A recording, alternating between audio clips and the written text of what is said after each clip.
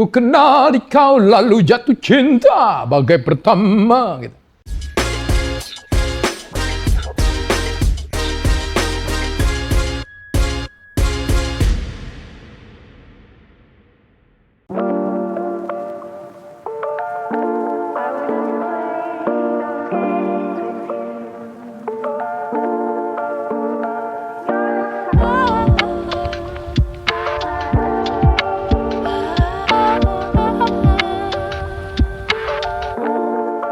Gue sih merasain ya respons dari masyarakat, dari teman-teman musisi ya. Dan musisi itu memang teman-teman musisi saya sebenarnya memang teman-teman yang sangat sangat objektif ya. Bagus. Jadi lebih kepada memang kebetulan aja karakter gue bernyanyi dengan lagu Carmilla as a song itu pas. Orang kan kadang-kadang tuh bisa aja dikasih lagu apa kita mau menyanyikan lagu, bahkan kadang-kadang karya kita sendiri belum tentu pas. Carmilla itu karakternya pas, terutama secara teknis ya. Karena memang ada kesamaan dalam konteks suara. Ya. Sebenarnya nggak sama-sama amat ya, timbre daripada suara ya, terus kemudian teknik pada saat menyanyikan itu. Farid Hardja yang menciptakan lagu tersebut di usia 20-an juga, tahun 77 rilis pertama. Farid Hardja itu bandnya namanya Bani Adam pada saat itu. Dia tuh menjadi Elton John Indonesia ya.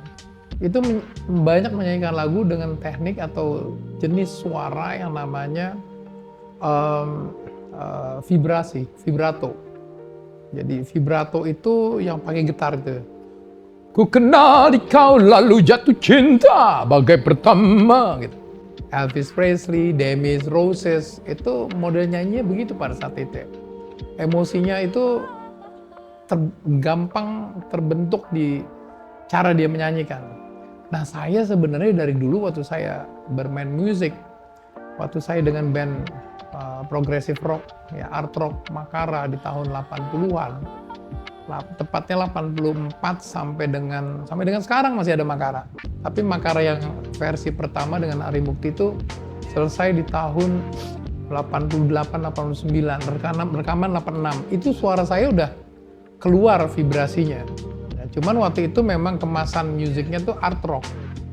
Jadi cara-cara nyanyi mungkin kayak Peter Gabriel tuh juga ada sedikit vibrasi ya. Jadi ada sedikit getar suara. Nah itu cocok dengan Farid Hardja. Tadinya cuma saya main-main. Nah Lilo, the producer Lilo Kla ini memang jeli. Ya, jadi dia bisa lihat, Dri, lu kalau nyanyi lagu itu cocok, Dri. Gitu. Gue sering niru-niruin suaranya. Maksudnya bercanda. Gue karena nggak pernah bawain lagunya Farid Hardja juga, dan karya-karya Farid Hardja itu walaupun gue tahu itu lagu-lagu ada lagu Telaga Saga Warna, Carmilla, Ini Rindu, segala macam yang lama-lama yang saya suka sih ya. Oh Burung, yang lain-lain ya. Tapi yang lamanya lagi tuh lebih bagus karya-karyanya ya. Itu walaupun saya tahu, tapi saya nggak pernah di panggung saya menyanyikan lagu tersebut. Saya bawain sekarang. Tentunya dikemas, mungkin kalau dilihat ya itu kan sangat senior ya, tapi orang meninggal. Usia 50 berapa meninggal? Saya 61. Saya bernyanyi itu dari usia 11 tahun. Jadi penyanyi anak-anak. Ya di televisi RI waktu itu dengan Pranajaya, Bina Vokalia. Saya nyanyi di Taman Ria tuh masih bocah. Ya Taman Ria tuh Monas ya. Taman Ria Monas pada saat itu ya. Ada panggung-panggung anak-anak di situ. Itu semenjak dari situ, kemudian saya beranjak SMP, ikut bintang radio yang Harvey juara tuh tahun 70 berapa itu. Sampai dengan saya masuk semifinal pada saat itu. Sampai dengan SMA, ikut festival-festival band sampai kuliah. Kuliah saya masuk UI 82. Nah, saya gabung dengan band namanya Makara. Ya, ada beberapa band sebelumnya, tapi yang menonjol Makara. sama Hari Mukti, sama Adikla, sama Andi Julius, Januar, Irawan, Agus Anar. Udah almarhum semua, tinggal saya sama Adi Adrian yang meneruskan Makara. Ya. Dan kemudian saya bentuk band Kadri Jimo. Jadi semua pengalaman saya itu dengan kelompok-kelompok band. Ya. Nah, baru memikirkan solo karir di usia 61.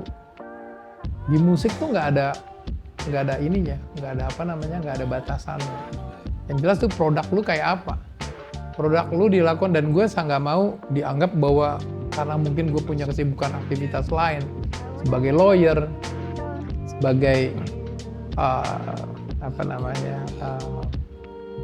advisor di beberapa BUMN, ya, gue nggak mau melihat dianggap bahwa gue main musik tuh cuman hobi. Beda, kalau hobi itu cuma nyanyi-nyanyi, dan gue mikirin tuh, misalnya untuk berpenampilan pun juga gue pikirin. Lu bayangkan kalau misal gue berhadapan sama klien gue atau orang-orang bos-bos di BUMN yang tiba-tiba nggak expect rambut gue panjang misalnya, ya. Gue mikirin fashionnya segala macam, sepatu hijau, celananya apa nih, marun, ungu, ya. Itu gue pikirin. Gue belanja fashion. Ya, gue mulai dari yang kalau gue keluar negeri, kalau ke Jepang gue ke Harajuku tuh, gue cari tuh fashion yang pas. Sampai ke tukang ke Rawamangun tuh gue cari tempat-tempat, gue cari di Instagram tempat-tempat yang jual second baju-baju glam rock.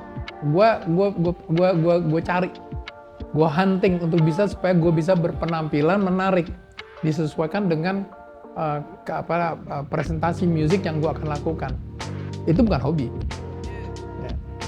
Itu bukan hobi. Gue mikirin bener, gue latihan Komat Kamit kayak kemarin, bini gue nganterin gue konser di Jogja.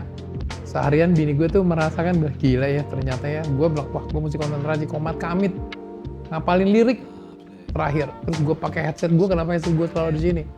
Selain headset gue itu memang harus standby, gue telepon sana sini urusan kelawyeran gue, urusan bisnis gue yang lain, tapi buat ngapalin lirik. Bini gue olahraga, gue jalan kaki juga, gue ngapalin lirik. Jadi mulai dari konten, bagaimana gue mempresentasikan musik, kemudian gue mempelajari berteman dengan teman-teman musisi, mempelajari hak cipta, ya, yang sebenarnya bukan bidang gue. Bidang gue sebagai lawyer itu merger and acquisition, corporate. Tapi bukan haki. Tapi gue tertarik sama haki karena gue tahu persis dan menjiwai haki. Jadi gue pelajari ekosistemnya.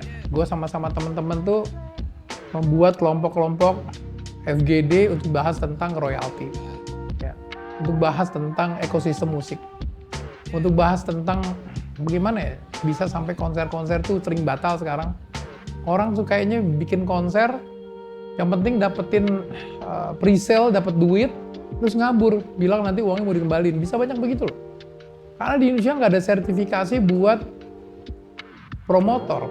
Semua orang jadi promotor. Promotor bablas di event yang ini, besok dia bisa bikin baru lagi. Dia bikin event promotor merah, dia bisa berubah merahnya bubarnya promotor putih. Selalu bisa. Itu selalu gue mikirin, dan gue ketemu sama orang-orang pemikir-pemikir, dan gue kumpulkan di dalam satu WhatsApp grup yang isinya 350 dan ada sekitar 5 menteri yang memang concern sama ekosistem musik dengan semua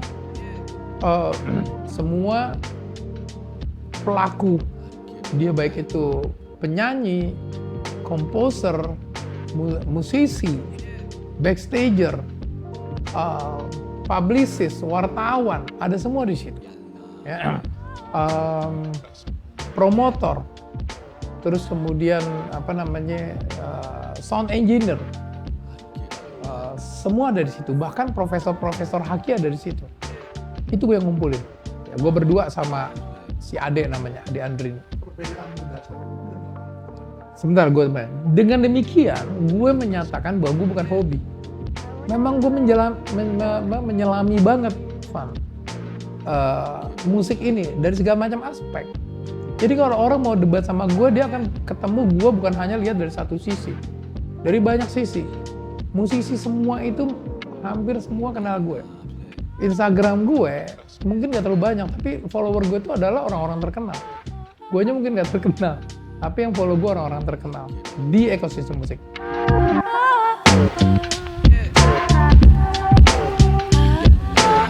Gue sekarang lihat gini ya, Mas Guru Soekarno, itu geng pegangsaan Gypsy, ya. Kinan Nasution, Krisya, itu berkarya di umur 19-an 20-an awal. Ya. Faris main drum itu mungkin mereka join geng pegangsaan di era itu. Itu udah bisa menciptakan lagu-lagu sekaliber Indonesia Mahardika pada saat itu lagu rumusnya setengah mati. Ya. Yang popnya sekaliber nuansa beningnya Kinan. Ya. Dan yang aransemen pianonya, yang buat main pianonya Hadi MS, yang usianya masih SMA pada saat itu. Anak-anak Indonesia itu gila-gila, dan gila mereka tuh bisa menggabungkan kayak Mas Guru tuh antara musik pentatonis Bali dengan musik diatonis ya, barat ya. Ari Rusli itu yang memang pada saat itu orang kalau beli kasetnya Ari Rusli atau beli kasetnya Guru Gypsy atau Guru, wah itu keren banget, beda banget gitu. Dan emang sedikit produk musiknya masih sedikit. Yang nama kayak kita belum bisa, belum ada video musik dengan gampang, nggak ada YouTube. Tulisan di majalah itu masih sablonan, fotokopian dari majalah downbeat dari luar negeri, di cover, di copy, di translate, dijadiin masuk ke majalah-majalah kayak Aktual dan lain. Itu kopian dari luar, informasi dari luar. Jadi artis yang top di luar negeri 8 bulan kemudian baru bicara di Indonesia. Tapi orang Indonesia pada saat itu sangat kreatif. Membuat lirik juga indah banget liriknya. Dia bisa-bisanya lagu bahasa Sanskertanya Guru tuh. Ya itu di share kayak lagu apa ya misalnya. Banyak lagu-lagu yang menggunakan bahasa-bahasa Sanskerta. Itu diindonesiakan, ya, dijadikan akhirnya tambah kosakata baru menjadi bahasa Indonesia. Liriknya itu dipikirin, ya. Dan musiknya itu benar-benar lebih bervariasi. Cara merekamnya pun juga lebih susah. Orang harus masuk ke studio. Ya. Benar-benar tuh rekaman pada saat itu orang memang untuk bisa masuk rekaman itu bisa terjadi musisi yang belum memang cukup untuk bisa, misal main drummer nih, lu nggak bisa main metronom, lu nggak bisa rekaman, karena lu pasti akan keteter. Ya. Dibanding sekarang semua tuh bisa disampling, suara bisa disampling, suara bisa di false pun bisa di melodyne. Gitar soundnya mau macam apa bisa dipilih. Kalau dulu kan enggak.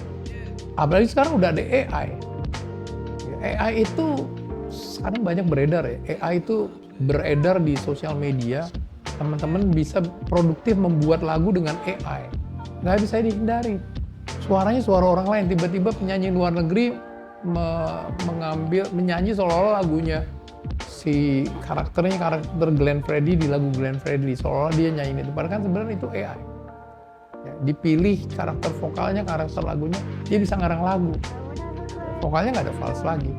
Sedemikian proses produksi itu dimudahkan ya sekarang. Jadi dan itu memang sangat bervariasi. Yang menang itu memang bukan lagi yang bagus, tapi yang different. Sekarang, kalau zaman dulu yang bagus. Ya, musik yang menang itu adalah memang yang punya long term, itu adalah yang bagus. Krisya sampai sekarang karyanya long term. Ya, itu memang musiknya bagus, liriknya bagus, pengerjaan musiknya juga bagus. Kalau sekarang musisi kan belum tentu bisa nyanyi aja, dia bisa nyanyi, keluarnya bisa jadi bagus. Jadi kembali lagi bahwa dari segi pengerjaan produksi di zaman dahulu itu lebih semuanya itu lebih analog ya, lebih lu harus bisa main musik banget baru bisa lu rekaman. Kalau sekarang udah pakai teknologi. Ya. Kalau dulu liriknya bener-bener lu mengena karena bicara tentang banyak hal. Ya, lirik itu nggak cuma cinta. Ya, Iwan Fals cerita lirik tentang kritikan. Banyak lagi yang lain tentang alam dan lain-lain. Kalau sekarang itu ya orang juga bebas gitu. Tapi sekarang proses produksi lebih gampang. Sekarang proses produksi. Nah kalau dulu semua dikontrol sama label. Jadi ada label misalnya dulu ada Remako, sekarang kan Musika ya. Jadi memang ada Remako, Yukawi, produsernya. Sekarang juga ada major label, ya tetap ada kan Aquarius, Naga Suara juga tetap. Tapi orang juga bisa bikin indie. Dulu kan kalau bikin indie mau buang kemana?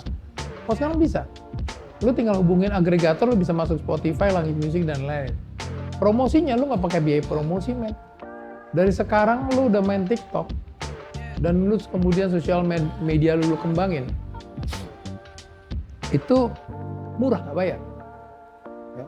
Kalau lu berhasil, kalau lu bisa diferensiasi produk lu, bikin sesuatu yang menarik, ya. Lu bisa dengan mudah mempresentasikan. Ya sekarang orang lebih pinter-pinter, anak-anak musisi sekarang pinter-pinter. Akhirnya lu jadi being as a musician itu lu jadi entrepreneur. Lu nggak bisa, gue main musik aja deh, enggak, lu harus dagang. Gimana caranya lu mikir? Orang selalu mikir, enggak, gue bikin musik. Nah ini kan selalu begitu. Lu bikin musik yang lu mau, atau lu bikin musik yang orang mau. Ya. Nah ini kan susah nih. Ya, lu harus bikin bener-bener gimana caranya yang lu bikin itu juga jangan 100% memang enggak mau bikin tanpa lu buta ngelihat bahwa lu harus ada market research. Orang bikin musik di Indonesia tuh nggak pernah bikin market research. Lu mau targetin kemana? Lu harus lakukan market. Oh, ini di sini nih kurang nih bikin ini. Ya gue misalnya, ya gue merasa bahwa gue menawarkan, walaupun sebenarnya single gue tuh bukan single, itu remake, bukan single karya gue, tapi gue menawarkan diferensiasi, bahwa pendekatan dengan nyanyi, gayanya, tremolonya atau vibrasinya daripada si Farid Harja itu, gue tetap ambil vibrasi cara nyanyinya. Tapi beda. Dan liriknya itu kan sebenarnya rada-rada nyeleneh. Kalau dibawa sekarang usianya 11, itu jadi line sensitif banget. Dulu kan belum ada komisi perlindungan anak. Tetapi mesti diingat, dulu disebutkan usianya 11. Sekarang gue harus rubah jadi usia 17 supaya agak-agak legal. Walaupun definisi legal usia dewasa di Indonesia itu beda-beda. Ada undang-undang legal, undang perkawinan, ada yang mau definisi usia menurut undang perkawinan, ada definisi usia untuk bertanggung jawab terhadap suatu kegiatan hukum misalnya. Ada lagi hukum adat tuh mungkin usia dewasanya macam-macam. Ya, itu berbeda-beda. Gue ambil 17 karena universal, sweet 17. Dengan demikian gue nggak akan ngeladenin viralnya lagu gara-gara dikritik lu dibilang pedofil. Ya. Gue nggak meladenin itu, umur 17. Gue nggak mungkin rubah itu menjadi usianya, ku tahu usiamu sudah 47 biar dekat sama gue. Kagak enak, men. Nggak enak. 17 pas. Dan untuk merubah lagu itu, gue mesti dapetin izin, kan itu hak moral. Jadi label gue koordinasi dengan publishernya, karena lagu itu orang yang meninggal, Farid tadi udah meninggal. Gue nggak mungkin minta izin sama orang yang udah meninggal. Ya. Mereka keluarganya sudah menyerahkan kepada publisher memberikan izin. Itu urusan internal mereka untuk koordinasi. Jadi nggak segampang itu merubah-rubah lirik. Makanya orang sering tuh pas mau pemilu, pas pilpres, rubah-rubah. Ya. Itu nggak boleh sebenarnya. Harus, apalagi Allah mengakibatkan perubahan itu nggak sesuai sama makna dari si komposer. Nah, gue lakukan itu. Nggak gampang rubah lirik. Dan gue nggak mau meladenin lagu Carmilla diributin gara-gara usia 11. Farid Harja pada saat itu umur 25-an. Dia naksir umur 11 pada saat orang belum concern masalah itu. Mungkin anak ini tumbuh lebih besar kali ya. Lebih cepat dewasa umur 11. Kalau pada saat itu Farid bilang naksir umur 19, ya nggak jadi seru itu lagu. Justru karena dia 11 pada saat itu. Tapi Farid Harja pun juga masih usia muda. Gitu. Kalau gue sekarang nyanyiin ya, wah ini jadi cerita. wah si Kade ini gimana sih umur 61 naksir lagu seolah-olah di lagu umur 11 gitu. Nah itu kan suatu isu yang menarik. Ya. Tapi gue bawainnya itu anyway lagu, satu bukan lagu gue. Kedua, lagu itu udah established lama. Gue nggak nyanyiin. Setelah gue lihat itu ternyata banyak tuh genre lain, ada dangdut, koplo segala membawakan lagu itu nggak rubah liriknya. Gue rubah karena lebih kepada tunduk kepada etika sopan santun dan norma di Indonesia dan mendapatkan agent. Jadi gue juga mikirin sampai ke hak ciptanya di lagu tersebut.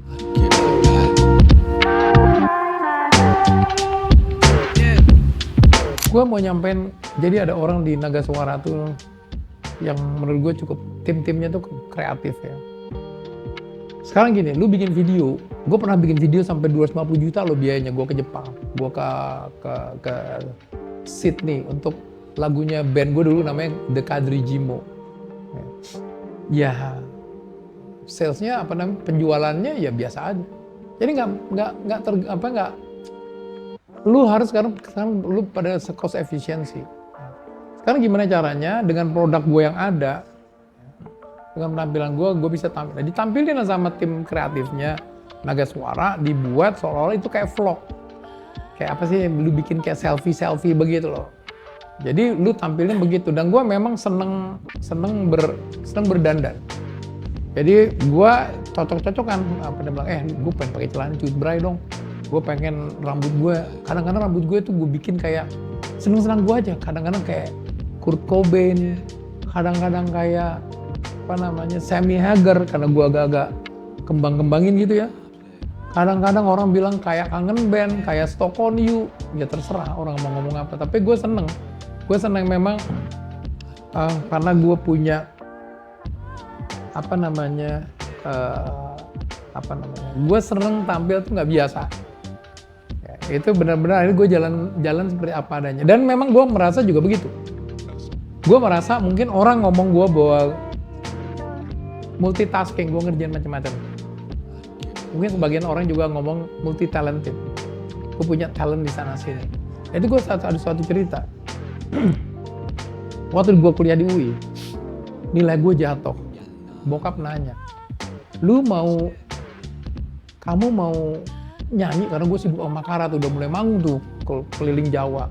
Kamu mau nyanyi atau mau sekolah? Ya, gue bilang mau dua-duanya. You know what? Bokap bilang apa? Cuman hati-hati loh. Lu kalau ngerjain dua-duanya, lu nggak bisa dapat nomor 1 karena lu nggak fokus. Itu gue buktiin. Gue buktiin kalau talent gue di lawyering, gue di recognize, ya, di recognize community, di recognize business people. Gue udah 7 tahun terpilih menurut suatu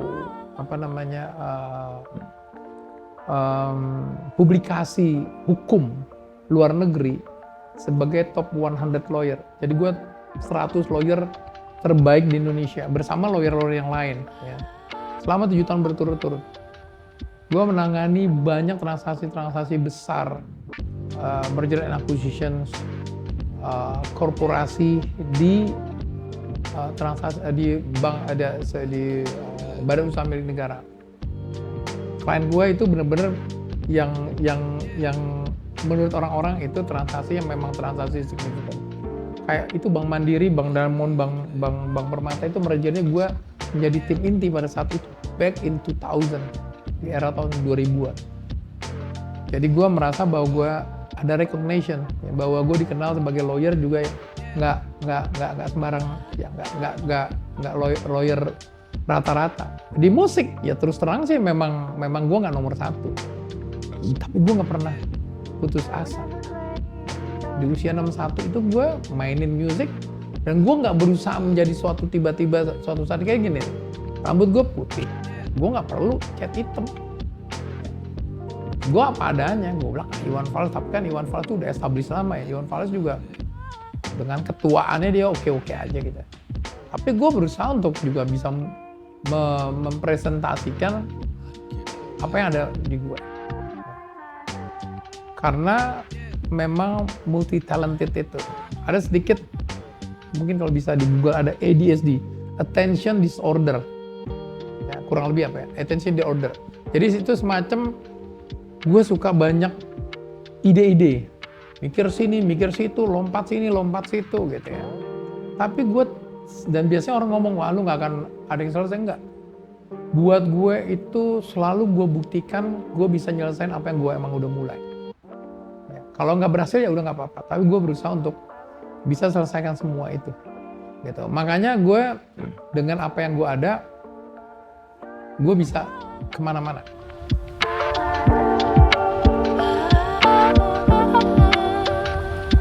Itu hasilnya spektakuler sebenarnya. Gue ngeliat contoh senior gue ya.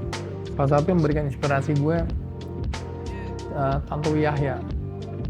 Tantowi itu dia kalau dibilang sekolahnya sekolah perhotelan. Dia bukan sekolah kedokteran. Dia bukan sekolah apa teknik insinyur yang ITB atau medis, sekolah nggak salah di NHI.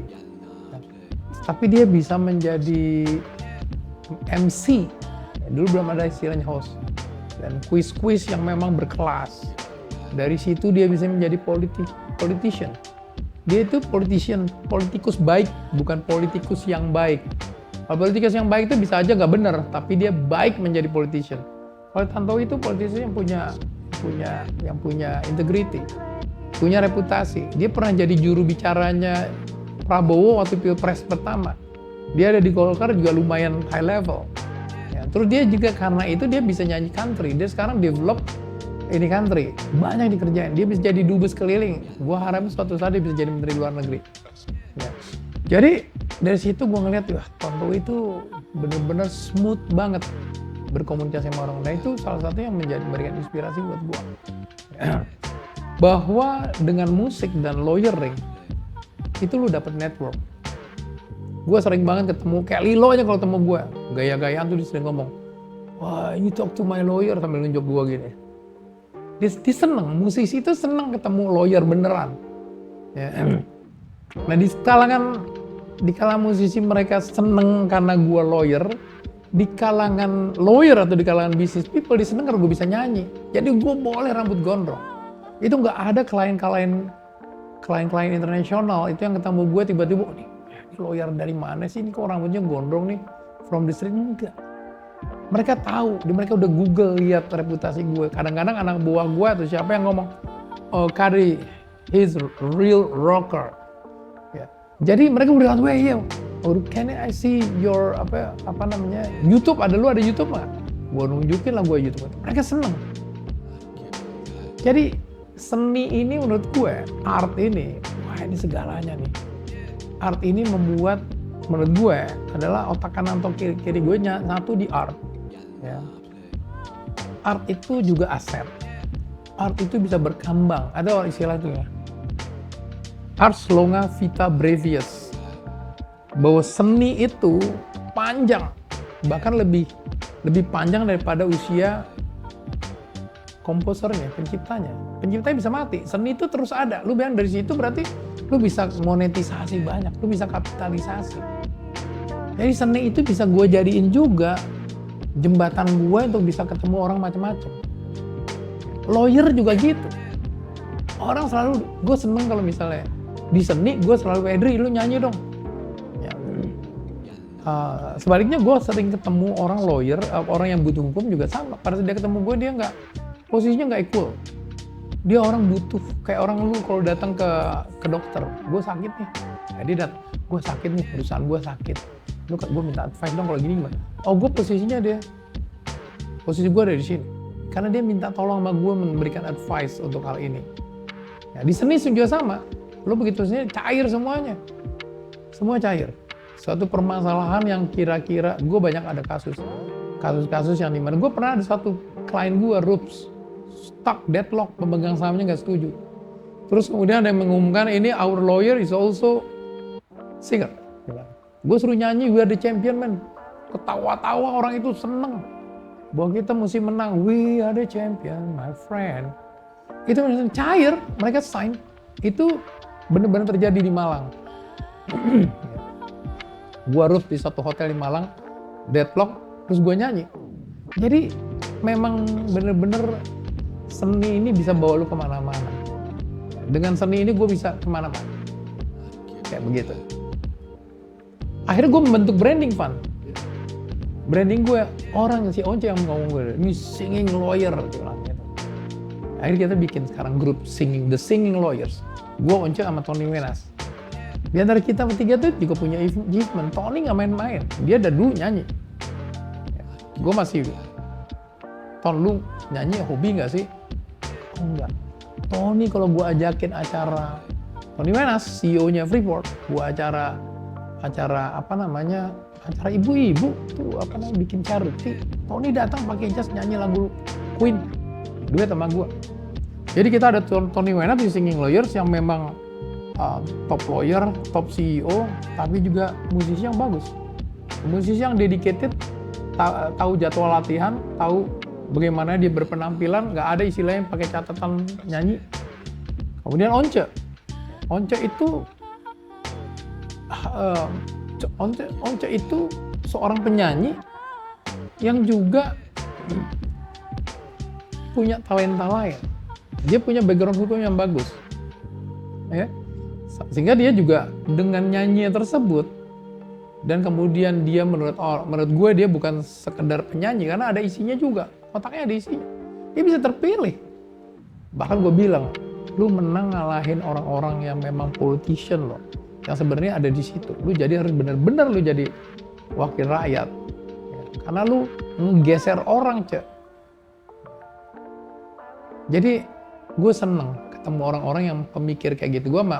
Gue sama Tony tuh udah di Papri. Jadi Tony ketua Papri, gue penasehat di Papri, Persatuan Artis Pencipta Penyanyi Musik Republik Indonesia. Once juga ada di Papri.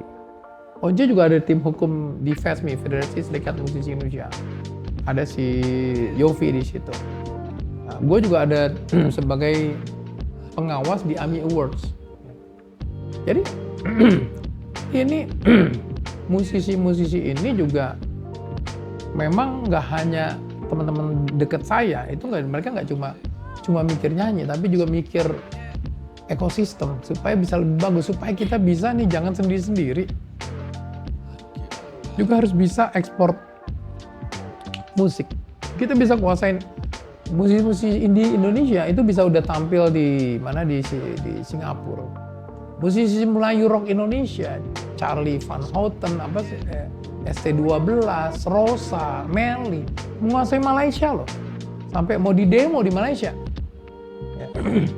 Kita bisa menguasai Brunei dengan kesamaan ritmik dangdut. Karena musik Indonesia, dangdut Indonesia itu kan pakai gendang. Di sana juga begitu. Melayu. Kita bisa masuk India. Karena musik India pakai tabla.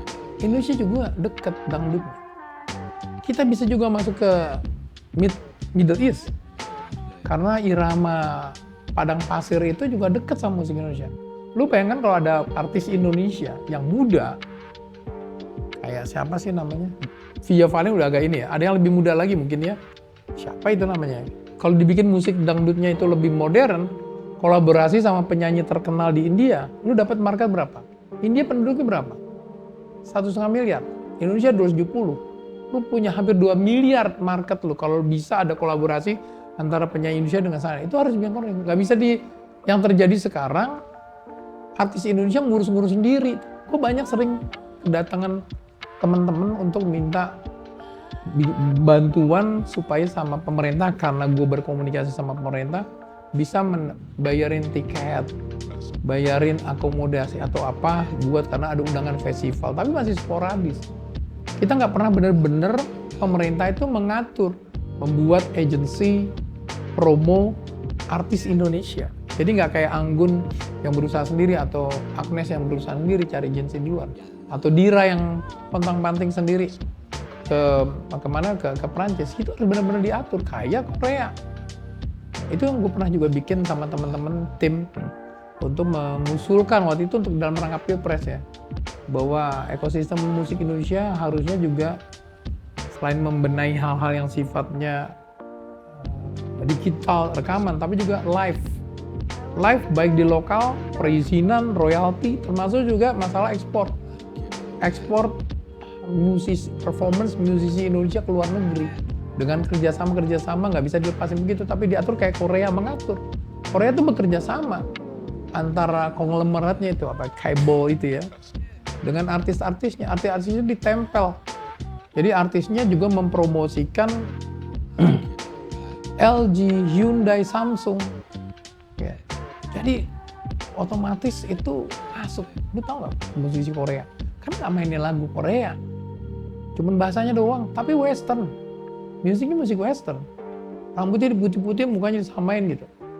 Kalau Indonesia susah. Indonesia musiknya jenis ada keroncong, ada rock, ada dangdut, ada ini. Kebanyakan nggak fokus. Nggak pernah Indonesia memproklamirkan inilah E-pop, Indonesian pop. Karena ini pop Indonesia juga macam-macam. Padahal kita potensi banget. Nah itu adalah bahan pemikiran gue yang gue sering tularkan kepada teman-teman. Gue punya grup namanya 5 Sekawan. Itu orang hebat-hebat.